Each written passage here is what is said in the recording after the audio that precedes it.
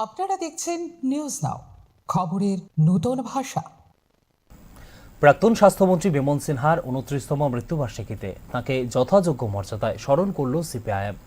এ উপলক্ষে দলীয় সদর কার্যালয়ে এক স্মরণ সভা ও শ্রদ্ধার্ঘ অর্পণের কর্মসূচির আয়োজন করা হয়। জনজাতি এলাকায় সিপিআইএমকে নির্মূল করার লক্ষ্যে সংগঠিত সন্ত্রাসবাদী অভিযানের মধ্যে নৃশংসভাবে খুন করা হয় তৎকালীন স্বাস্থ্যমন্ত্রী বিমল সিনহাকে। তাঁর মৃত্যুর রাজ্যের রাজনৈতিক ইতিহাসে এক গভীর ক্ষতচিহ্ন হয়ে রয়েছে বলে উল্লেখ করে সিপিআইএম। সন্ত্রাসবাদ এবং তাঁর মদতদাতারা এখনও রাজ্যে সক্রিয় গণতান্ত্রিক শক্তির বিরুদ্ধে ষড়যন্ত্র অব্যাহত রয়েছে বলেও অভিযোগ করে দল। একই সঙ্গে সন্ত্রাস ও অশান্তির বিরুদ্ধে গণ আন্দোলন জোরদার করার আহ্বান জানানো হয় দলের পক্ষ থেকে।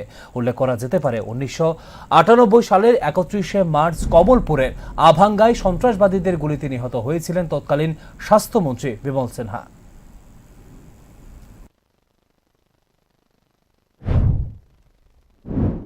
সাম্রাজ্যবাদের মদতপুষ্ট সন্ত্রাসবাদীরা উপজাতি এলাকায় সিপিএমকে নির্মূল করার স্বপ্ন নিয়ে 7 বোনের ট্রাইবেল রাজ্য গঠন করার স্বপ্ন নিয়ে আমাদের রাজ্যে সন্ত্রাসবাদ কায়েম করে। কারণ বিমল সিনহা এই সন্ত্রাসবাদের বিরুদ্ধে লড়াইতে অন্যতম প্রধান নেতা। উনি আমাদের রাজ্যের জনপ্রিয় স্বাস্থ্যমন্ত্রী বামফ্রন্ট সরকারের যখন উনি খুন হন, কাজেই সন্ত্রাসবাদীদের হাতে কমরেড বিমল সিনহা, বিদ্যুৎ সিনহারা নয়, শুধু ধর্মনগর থেকে সাবরুম পর্যন্ত আমাদের অসংখ্য কমরেডকে খুন হতে হয়েছে, রক্ত দিতে হয়েছে, বাড়িঘর ত্যাগ করতে হয়েছে।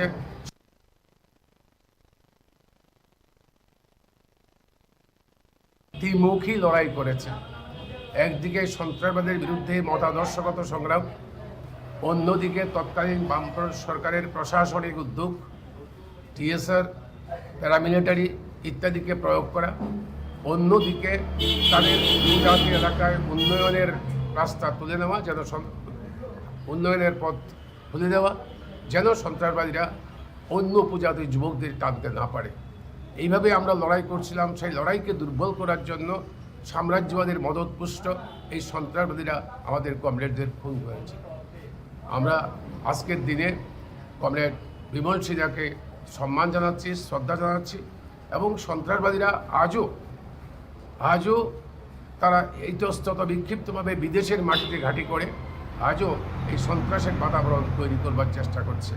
তাদের বিরুদ্ধে অবিরাম জাতি উপজাতি ঐক্য, উপজাতিদের সার্বিক মঙ্গল, তার জন্য আমাদের লড়তে হবে। আমরা লড়ছি।